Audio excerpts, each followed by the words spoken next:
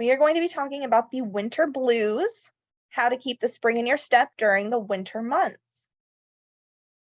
So what's the difference? We have a few different types of winter blues or depression. We have the holiday blues, we have seasonal affective disorder, and we have depression. So over the next few slides and during this presentation, we'll go over the different symptoms and what those each look like, and then how to combat each of those. So the holiday blues, what is that? It's stress occurring at the holidays. Most of the time, we have a lot going on during the holidays. The holidays look a lot different than the rest of the year for most of us. And this most commonly happens during the fall and winter holidays. It seems that everyone else is celebrating in some way, and that puts a lot of pressure on us to feel a certain type of way.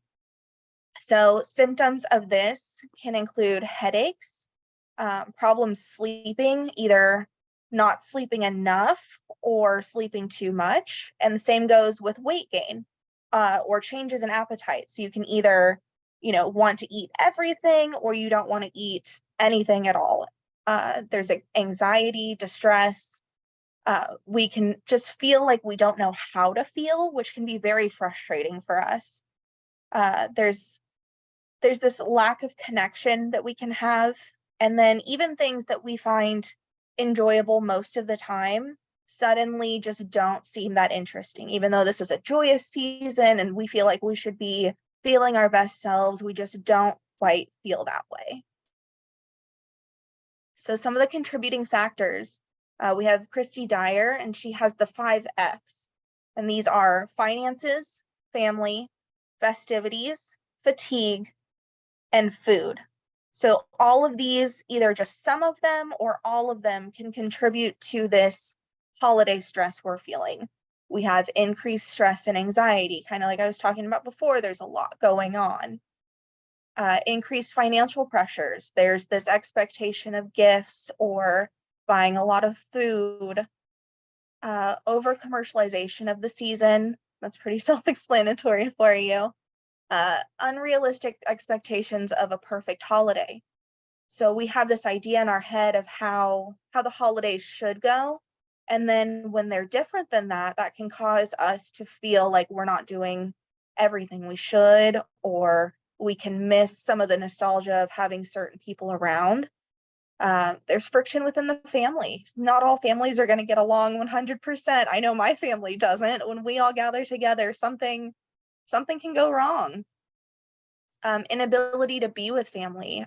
Definitely during COVID, a lot of people struggled with not being able to see their families, and that distance makes the holidays feel just a little bit different.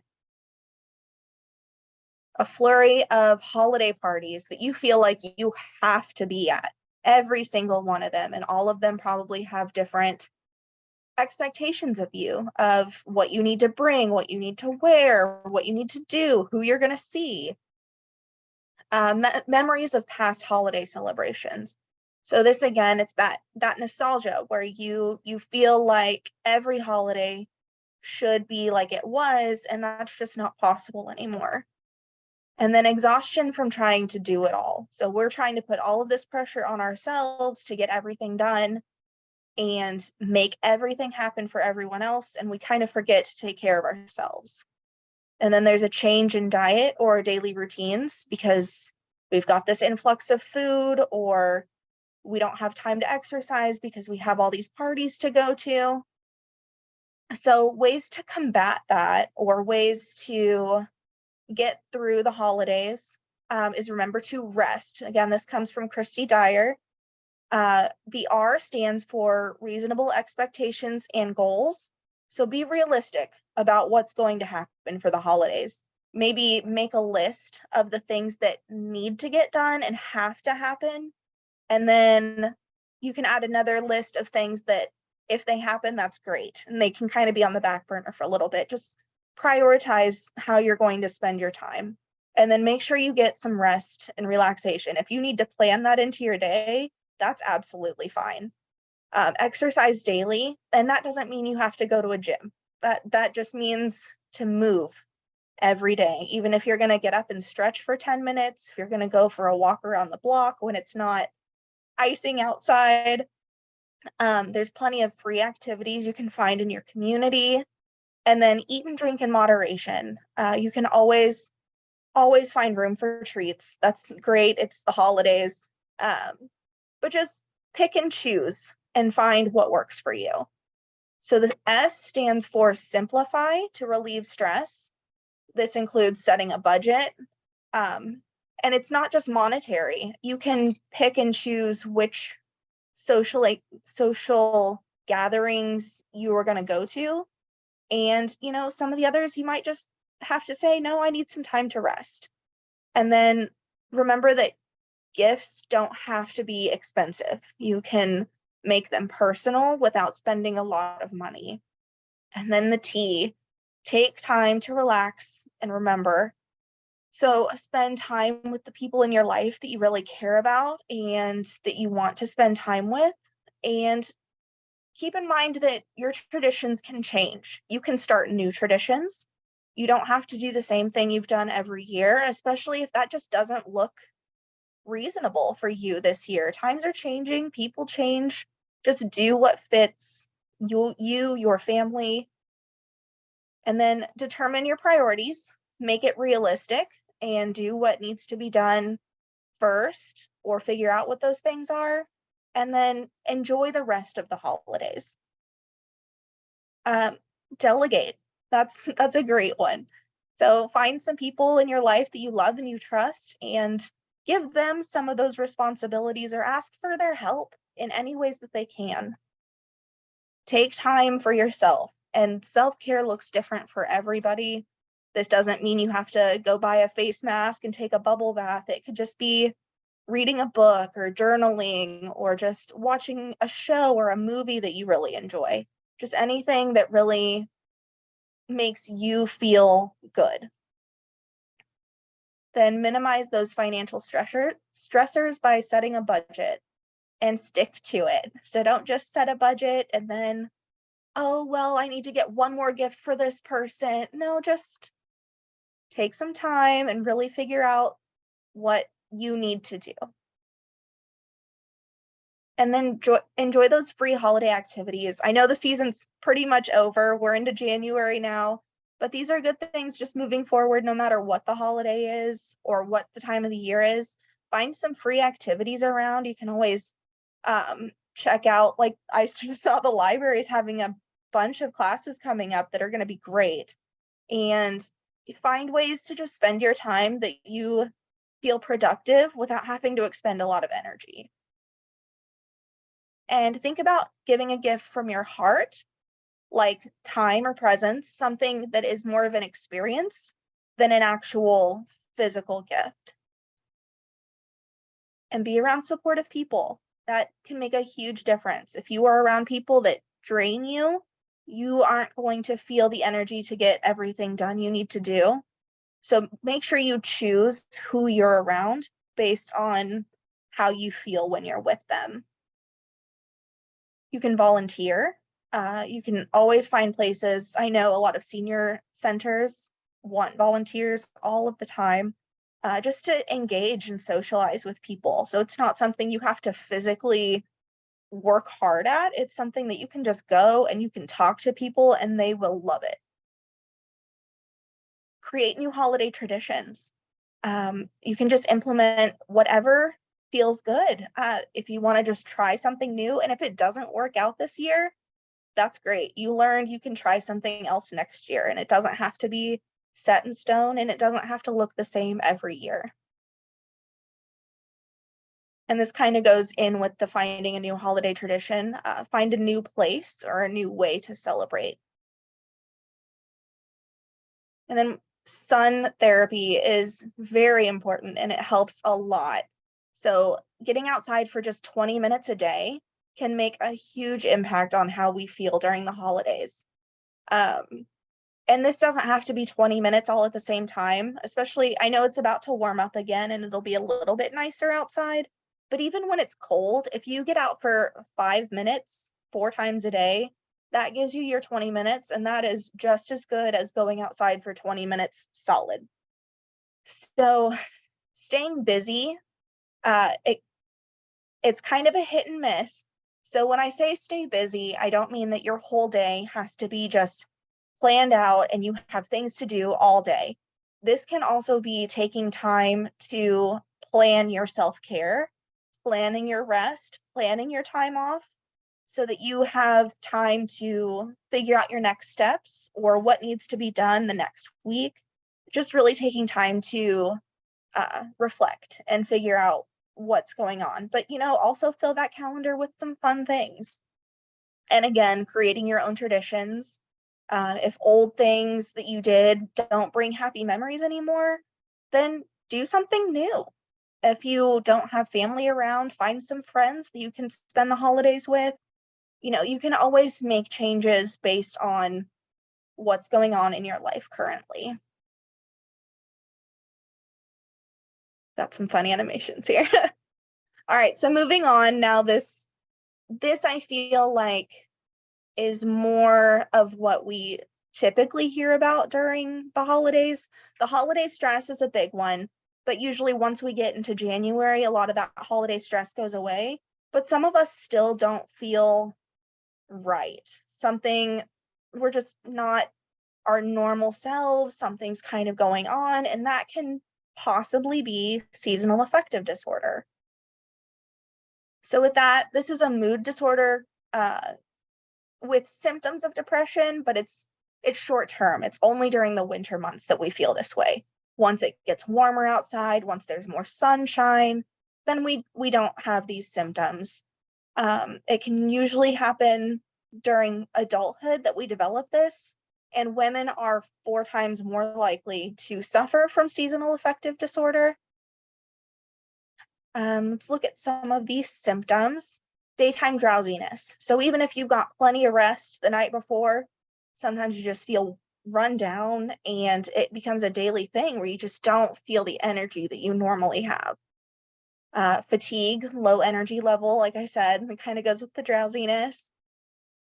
Decreased sex drive can be a factor. Oversleeping, diminished concentration, difficulty thinking clearly, overeating carbs or sweets, weight gain, lack of interest in activities, and social withdrawal.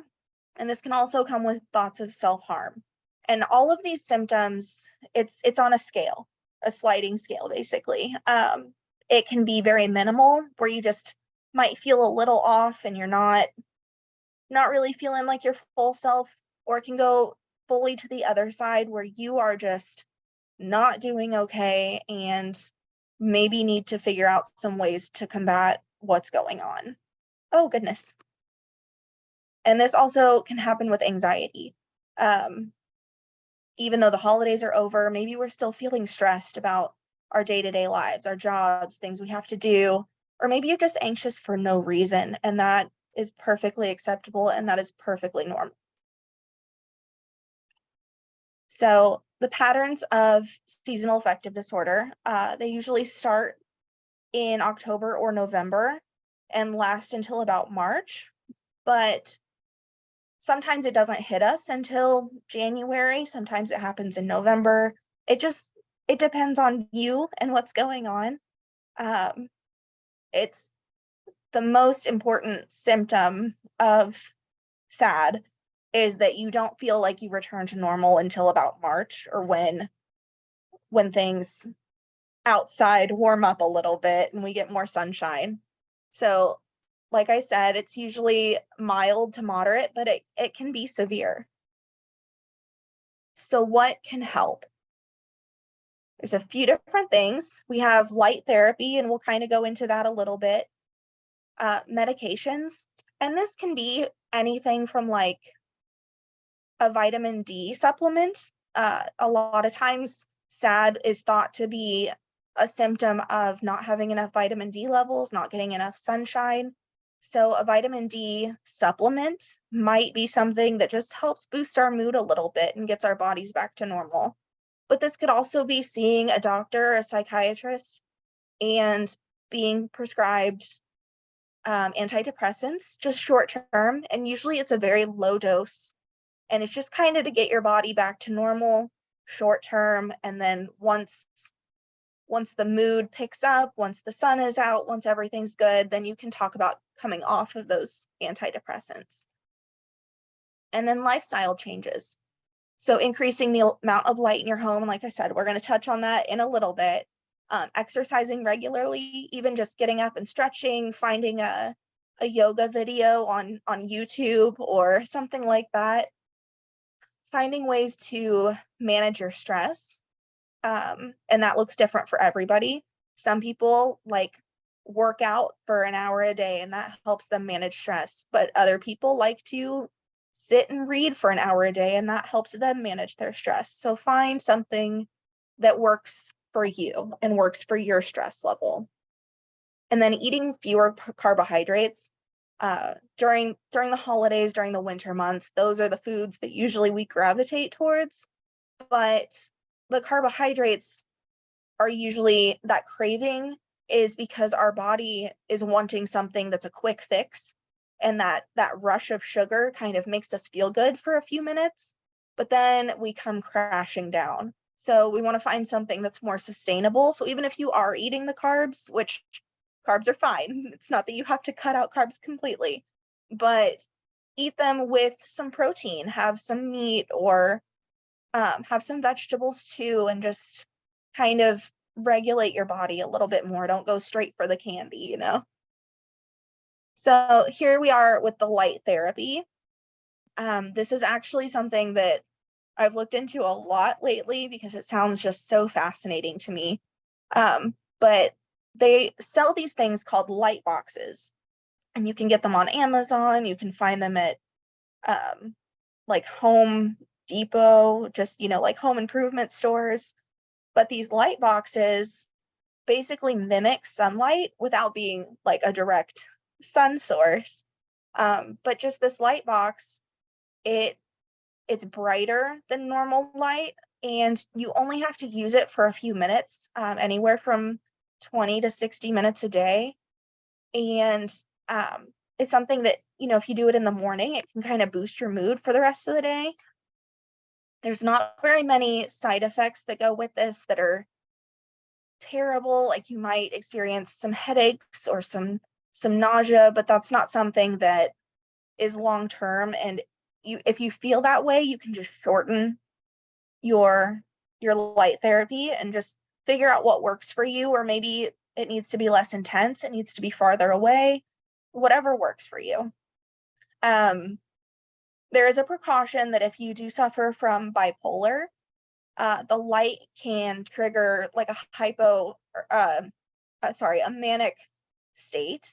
So just talk with your doctor about this before you start anything, even if you're not bipolar, to see if that's something that they think would help you or something that, wouldn't hurt to try. So it's always an option. Oh boy. Okay. So we're moving on. Our last topic is depression. The symptoms of depression are very similar to the symptoms of seasonal affective disorder, but these aren't short-term. These might be more severe, and they might be something that we feel all year long. So these symptoms include depressed mood, indecisiveness or distractibility, fatigue, again, feeling tired all the time, feeling guilty or like we're not good enough, trouble concentrating, crying spells for no reason or for very like small triggers, things that we normally wouldn't cry about. And it's one of those things where you start crying and you're like, why am I crying? No, you could be depressed, and that's okay. Having physical pain that has no real source. Chronic pain can feel worse. Thoughts of death, dying, or suicide, and memory problems. We have feeling sad or unhappy, more irritability. You find things annoying that normally wouldn't set you off, but you're just feeling a little bit more on edge. Reduced libido, loss of interest in activities, insomnia, or the opposite, where you're sleeping too much. And again, with the appetite changes or weight changes, either eating too little or eating too much. With that irritability, agitation, or restlessness, where you just feel like you can't sit still or you can't get comfortable.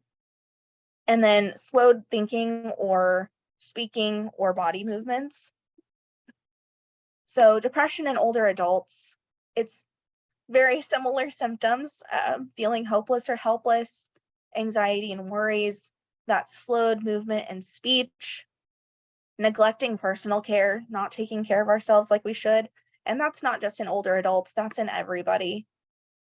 General dissatisfaction with life, feeling bored or worthless, memory problems, social withdrawal, loss of appetite and weight loss, complaints of pain and insomnia, and there's that irritability again. And sometimes we can have delusions or hallucinations, or we think something's going on that's not actually happening. And I wouldn't say that someone, to have depression, you don't have to show all of these things. You might only have a few symptoms. You might have all of them, but it's worth reflecting on and kind of taking inventory of yourself or a person you care for that you see some of these symptoms in. It might be worth talking to someone or taking some next steps. So again, with the older adults, they might need help for things that they normally don't need help for, or more demanding. So we'll go through the difference and kind of what each one is. We have the holiday blues, which is short-lived, few days or weeks around the holidays, and normally after we get back to normal life, it subsides. And it's normal. This is perfectly normal. I think majority of people around the holidays feel some type of stress. Then we have seasonal affective disorder, which is related to a certain type of season, just winter. It's the same symptoms as depression, it's just limited to those winter months. And then once things are normal again, we feel better. Then we have depression. It's these periods of sadness, these symptoms that we're seeing that last for a long time. We have a couple symptoms, and they impact our ability to function normally. So if you need help for depression or anything that's going on in your life, seek treatment. There are a lot of treatments available. It's not just the standard you think of, oh, I have to go talk to a doctor and they're going to put me on medication. That's not always the fix. That's usually not the fix. There's always things that we can do. Tri-County has a lot of treatment options for older adults in Clay, Platte, and Ray counties that are experiencing any depression or mental health conditions of any sort. And this is our phone number.